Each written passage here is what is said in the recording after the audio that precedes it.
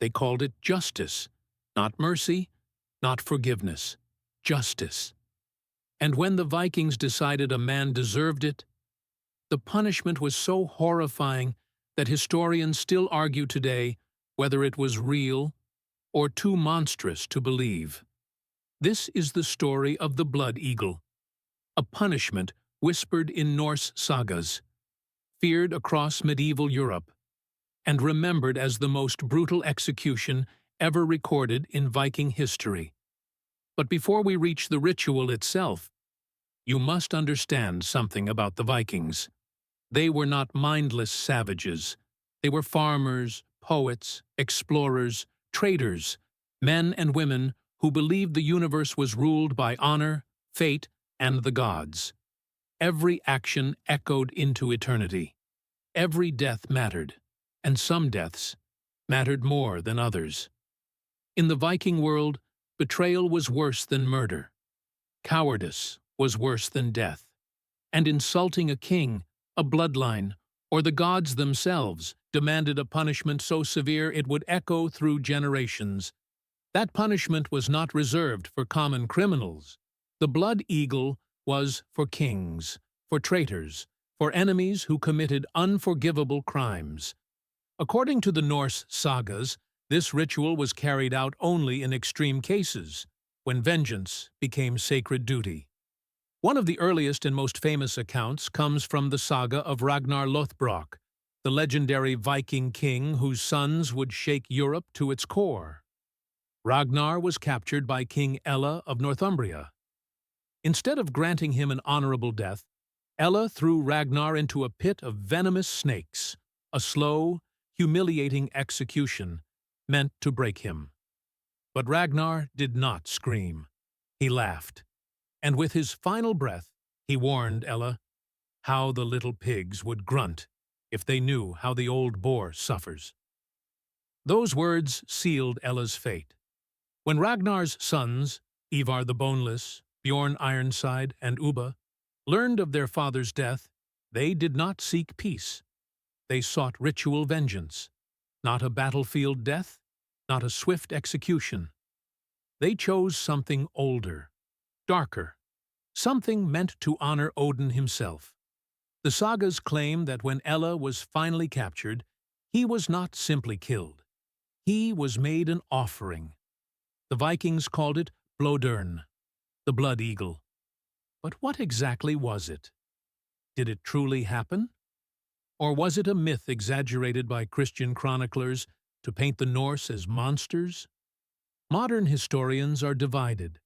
Some believe the ritual was symbolic, a poetic metaphor misunderstood over time.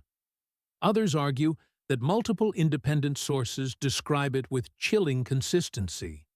And that consistency is what makes the blood eagle impossible to ignore. Because if it was real, then it wasn't just an execution.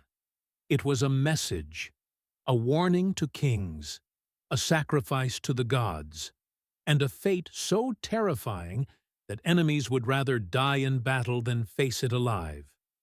In the next part, we will reconstruct exactly how the blood eagle was performed, step by step, using historical sources, archaeological evidence, and the words of the sagas themselves. What happened first? Why the victim was kept alive? And what the Vikings believed would happen to the soul afterward. Because this punishment wasn't just about death. It was about eternity. To understand the blood eagle, you must forget modern ideas of execution. This was not chaos. It was ritual. Every movement had meaning. Every cut was deliberate. And every witness understood they were watching something sacred.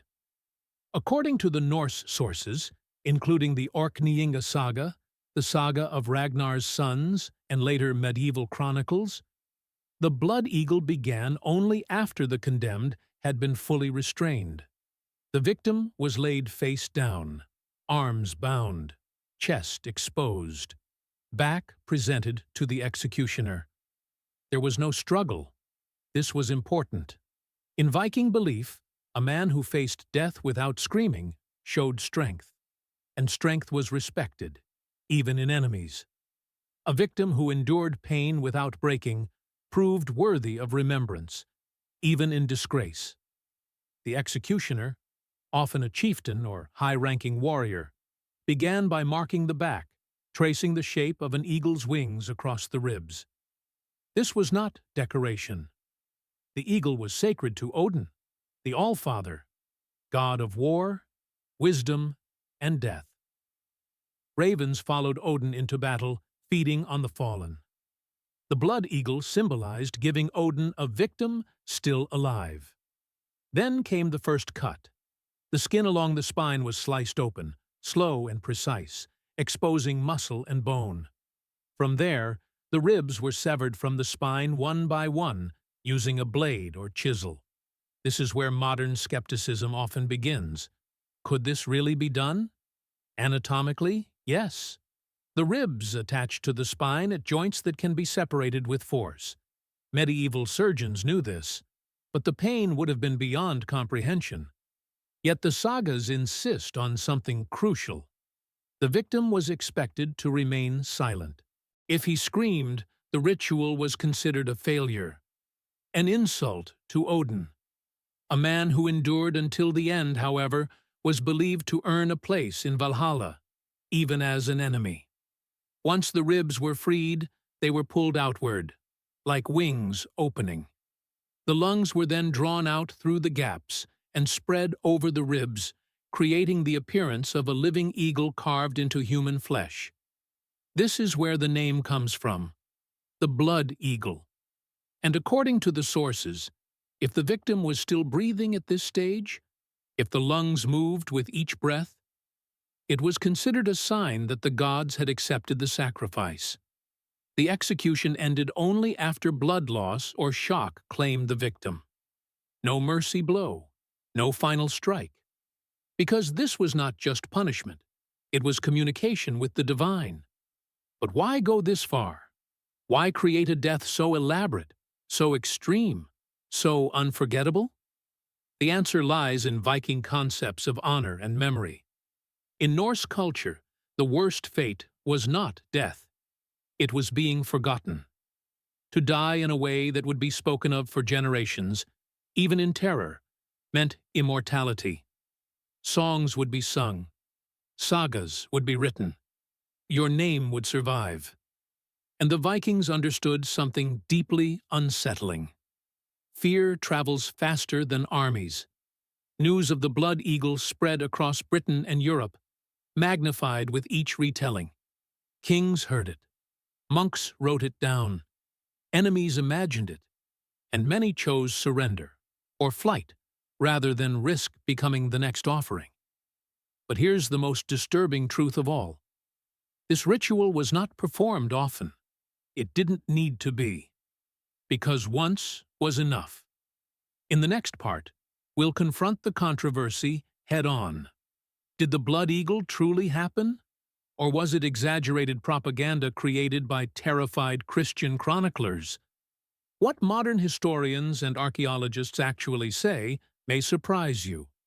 For centuries, historians dismissed the blood eagle as fiction, too extreme, too theatrical, too perfectly monstrous. After all, most written accounts of Viking brutality come from Christian monks, men whose monasteries were burned, whose brothers were killed, and whose world was shattered by Norse raids. So the question became unavoidable. Did the Vikings really do this? Or was it medieval propaganda? The skepticism is understandable. The earliest descriptions of the blood eagle appear in Icelandic sagas, written 2 to 3 centuries after the Viking Age.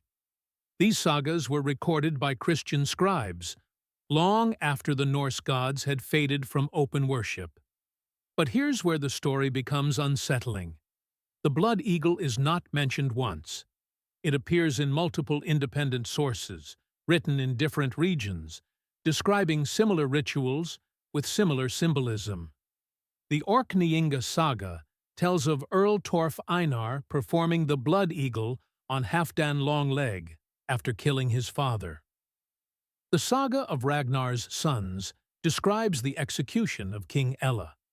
Even Saxon and Anglo-Norman chroniclers hint at ritualized Viking executions that went far beyond simple killing. These accounts were not copied from each other. They emerged separately. And that matters. Then there's the language itself. In Old Norse poetry, phrases like "cutting the eagle" appear, long before Christian monks began recording Viking history. Skaldic poems, composed orally and memorized word for word, were notoriously precise. A mistake could disgrace a poet forever. Some scholars argue the phrase was metaphorical, describing a battlefield massacre where ravens and eagles fed on corpses. But others point out something chilling. The poems don't describe birds eating bodies. They describe someone cutting an eagle into a body. And then there's the cultural context. The Vikings practiced human sacrifice. We know this from archaeology. Bodies found in bogs, ritual hangings, ceremonial killings linked to Odin. Ibn Fadlan, a Muslim traveler, personally witnessed Viking funeral sacrifices and described them in horrifying detail. This was a society where ritualized death was not taboo. It was sacred. Would the blood eagle have been common? Almost certainly not. But rare rituals are often the most symbolic. And symbolism was everything to the Vikings. Modern forensic analysis also suggests the ritual, while brutal, was anatomically possible, especially if the victim was weakened beforehand. Shock, blood loss, and lung collapse would end life relatively quickly, even if the ritual appeared prolonged. Which leads us to the most important insight of all: whether every detail happened exactly as described. Whether some elements were exaggerated over time. The Vikings wanted people to believe it was real. Fear was a weapon, and the blood eagle was psychological warfare at its most extreme. Kings who heard of it ruled differently. Enemies hesitated. Reputations spread across oceans. The Vikings didn't just conquer with axes and shields. They conquered with stories. And no story was more powerful or more terrifying than this one. But what does this punishment tell us about the Viking mind? About their gods, their values, their understanding of death? To answer that, we must look beyond the blade. Because the blood eagle wasn't only about pain, it was about belief. And that belief shaped an entire civilization. In the final part, we'll explore what this ritual meant to the Vikings themselves, and why, more than 1,000 years later, it still haunts human imagination. The blood eagle was not just punishment. It was a statement to the gods, a statement to enemies, a statement to history. For the Vikings, honor was eternal. Death was not an end. It was a gateway. And the manner of death determined how your name would live on. To endure the blood eagle, even as an enemy, was a mark of ultimate strength. To survive the rage of a warrior clan and meet the gods in Valhalla was a reward that transcended life. And yet, it was terrifying. Because the victim, the executioners, and the witnesses all understood the stakes. The ritual carved fear into memory, teaching that betrayal, cowardice, or disrespect to the gods came with consequences that extended far beyond the battlefield. The blood eagle reminds us of something profound about the Viking world. They were not mindless killers, as history often paints them. They were poets of violence, architects of fear, and practitioners of sacred justice. Every raid, every battle, every execution had meaning. Every act of brutality was intertwined with myth, religion, and politics. And the blood eagle, above all, was a reflection of that worldview. Life and death, honor and shame, God and man, all connected in a terrifying but deeply coherent system. Modern fascination with the blood eagle is understandable.